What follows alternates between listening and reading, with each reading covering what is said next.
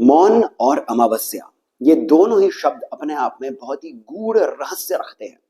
और जब ये दोनों एक ही तिथि को आ रहे हों तब इसका महात्म्य और अधिक बढ़ जाता है।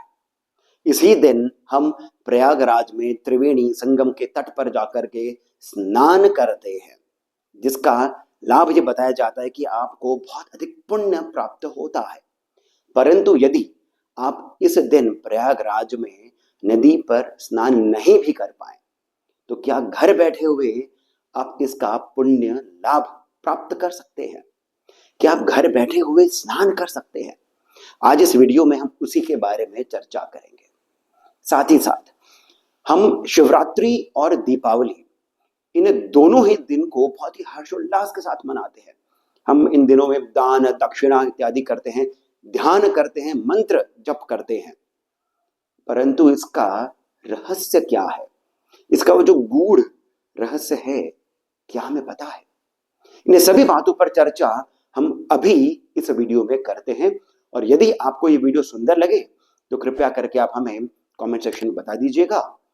इस वीडियो को लाइक आप अवश्य ही कर लीजिएगा, सब्सक्राइब करना नहीं भूलिएगा। आइए हम सीधा बात करते हैं मौन और अमावस्या, संगम, शिवरात्रि और दीपावली, इन सब का क्या मेल है। मैं बात करूंगा लिंग पुराण और योग वशिष्ठ में इनके बारे में क्या क्या कहा गया है। वहां से मौन के बारे में योग वशिष्ठ में ऋषि वशिष्ठ श्री राम से कहते हैं 4 प्रकार के मौन होते हैं। अब आमतौर पर हम मौन को मानते हैं कि वाणी पर जब आप नियंत्रण कर लेते हैं, जब आप चुप रहते हैं, वही मौन होता है। परंतु केवल वही मौन नहीं है। तो योग वशिष्ठ में ऋषि वशिष्ठ कहते हैं कि 4 प्रकार के मौन होते हैं।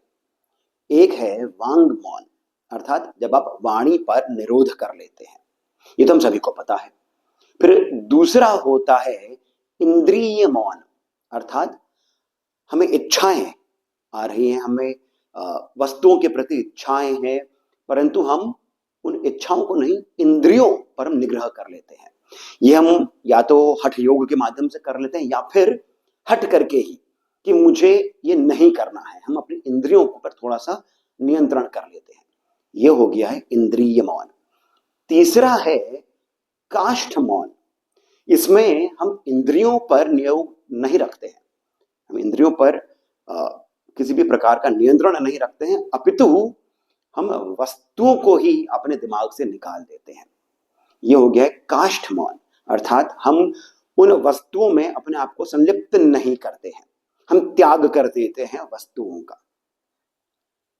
और चौथा जो है, जो योग वशिष्ठ में बताया गया है कि यही सबसे अधिक मूल्यवान है, वो है सुषुप्त मौन। ये जो सुषुप्त मौन है, ये जीवन मुक्त होने की ओर आपकी राह है, आपका मार्ग है। ये जो सुषुप्त मौन है, यही सहज समाधि भी है, अर्थात हम स्थित प्रज्ञ होकर के अपनी बुद्धि को विवेक के माध्यम से नित प्रतिदिन प्रतिपल केवल भगवान के ही प्रति लगाए रखें। आप इस जीवन में आप मटीरियलिस्टिक जो चीजें हैं उसमें भी आप अपने सारे कर्तव्य का पालन करें, कर्तव्य का निर्वाह करें, परंतु साथ ही साथ हर क्षण केवल भगवान के प्रति आप ध्यान लगाए रखें। यही जीवन मुक्त होने का मार्ग है, यही सहज समाधि होती है और यही सुषुप्त मौन भी है। अर्थात केवल वाणी पर नियंत्रण, केवल इंद्रियों पर नियंत्रण, केवल वस्तुओं में, विषयों में संलिप्त नहीं होना, केवल यही मौन नहीं है, बल्कि ये जो तीनों तरह के मौन हैं, ये नगण्य है, ये निम्न स्तर के मौन है, परंतु इनके माध्यम से हम सुषुप्त मौन की अवस्था को प्राप्त कर सकते हैं और यही हमारा कार्य भी होना चाहिए। अब ये हो गया है मौन, जहां पर हम बात कर रहे हैं सहज समाधि की। अब हम बात करते हैं अमावस्या की। अब यहां पर लिंग पुराण में अमावस्या के बारे में ये बताया गया है कि सूर्य अपने तेज से चंद्रमा को पोषित करते हैं। नित प्रतिदिन हर तिथि पर सूर्य अपने तेज से चंद्रमा को पोषित करते हैं, जिससे कि चंद्रमा बढ़ते हैं। ये जो कलाएं हैं चंद्रमा की, ये सूर्य से आती है और चंद्रमा बढ़ते हैं। जब चंद्रमा पूर्ण हो जाते हैं, जिसे हम पूर्णिमा कहते हैं, तब देवता चंद्रमा पर आकर के सोम रस का पान करते हैं। अर्थात ये सोम रस सूर्य का ही तेज है, जो चंद्रमा में आकर के अब सोम बन जाता है, अमृत बन जाता है। तो देवता आते हैं और इस सोम का पान करते हैं। फिर चूंकि ये पान कर रहे होते हैं, तो जो चंद्रमा की कलाएं होती हैं, अब ये कम होनी आरंभ होती है। हर तिथि पर हर एक दिन ये कम होती रहती है। जब ये अंत में कृष्ण पक्ष का जब अंत आ जाता है, जिसे हम अमावस्या कहते हैं, तब केवल पितृ ही यहां पर बचते हैं। और पितृ जो है, ये प्रतिपदा तक अमृत का पान करते हैं। और इसी कारण अमावस्या जो है, ये तिथि पितरों के लिए रखी गई है कि इस दिन हम पितरों का ध्यान करें, उनकी कृपा की प्राप्ति की ओर हम कार्य करें। अमावस्या के दिन पितृ 2 घड़ी तक इस अमृत का पान करते हैं। अब यहां पर 2 बातों का ध्यान में रखना आवश्यक है। पहला तो ये कि सूर्य जो है, ये किस प्रकार से चंद्रमा में अपने तेज को भेजते हैं। सूर्य की जो किरणें हैं, उनमें से एक किरण है, इसका नाम है सुषुम्ना। ये सुषुम्ना वही है जो कुंडलिनी के साथ में जुड़ी हुई है। सुषुम्ना के माध्यम से सूर्य तेज को प्रवाहित करते हैं चंद्रमा में। अब हम पुनः लौटते हैं योग वशिष्ठ में। योग वशिष्ठ में अमावस्या के बारे में क्या कहा गया है। ऋषि वशिष्ठ श्री राम से कहते हैं कि हे राम, अपने आप को अप्रवृत्त करिए, अपने आप को आप ध्यानमग्न करिए उस स्थान पर जहां पर सूर्य और चंद्रमा एक साथ होते हैं। सूर्य और चंद्रमा का कंजंक्शन जहां पर होता है, वहां पर आप सेटल होइए, वहां पर आप विराजिए, वहां पर ध्यान लगाइए। अब इसका अर्थ क्या है।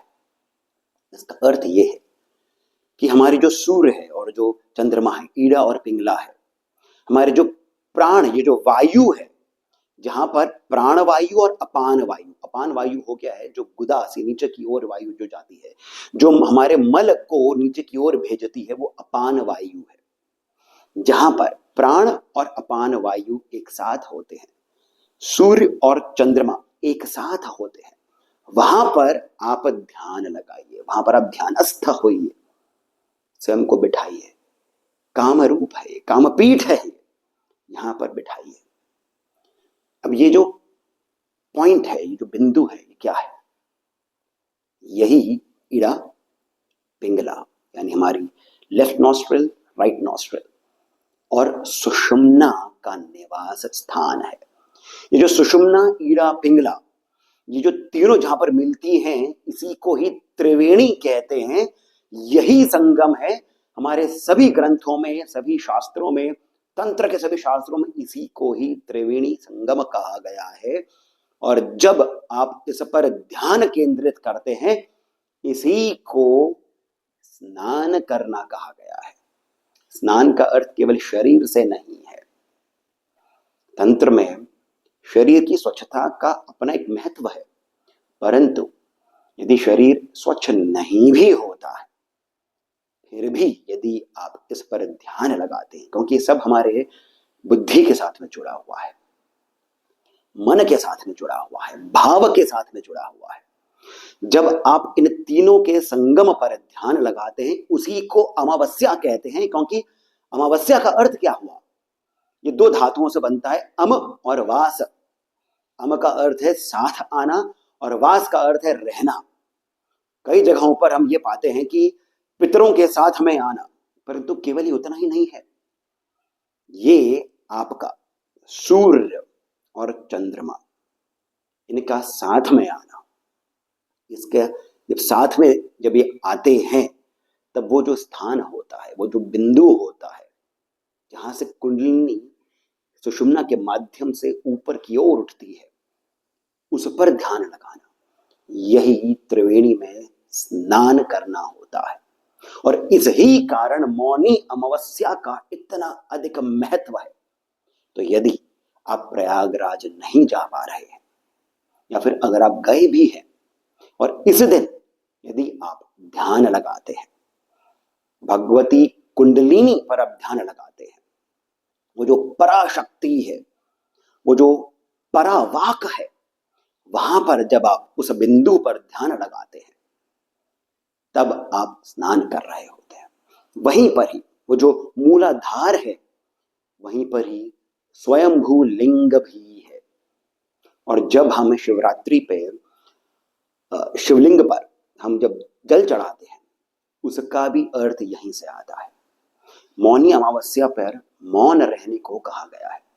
ये जो मौन है, ये वही सुषुप्त मौन है।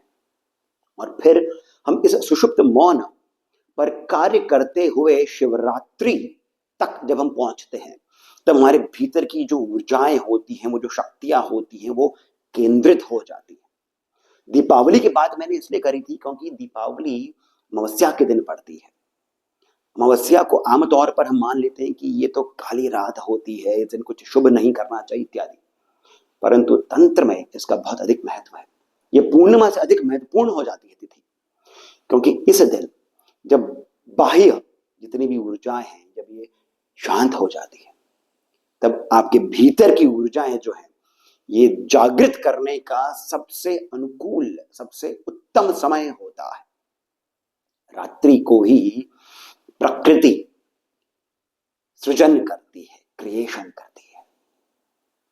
यही सब रहस्य हमें जानना आवश्यक होता है, भले ही हम अध्यात्म पर अभी पूर्ण रूप से प्रवृत्त नहीं भी हुए हैं तब भी। तो आशा करता हूं कि आपको इस वीडियो में बताई गई ये जानकारी, ये जो रहस्य हैं, ये सुंदर लगे होंगे।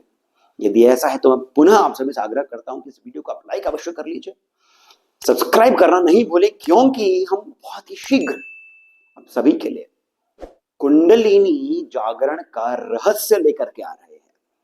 कुंडलिनी किस प्रकार से जागृत होती है, कुंडलिनी होती क्या है, किस प्रकार से वो चलती है, क्या क्या अनुभव होते हैं, इन सभी पर हम एक बहुत ही विस्तृत श्रृंखला लेकर के आ रहे हैं, सीरीज लेकर के आ रहे हैं। उसे मिस नहीं करिएगा। हमें सब्सक्राइब अब ही कर लीजिए, और साथ ही साथ कमेंट सेक्शन में जाकर के जो पहला कमेंट पिंड है, वहां से पेटीएम, जीपे इत्यादि के माध्यम से जितना अधिक हो सके आप हमें श्री सहयोग भी प्रदान करें, बहुत अधिक प्रोत्साहन मिलता है। इसके साथ मैं सिद्धार्थ अब आपसे जानकारी लेता हूं। धन्यवाद।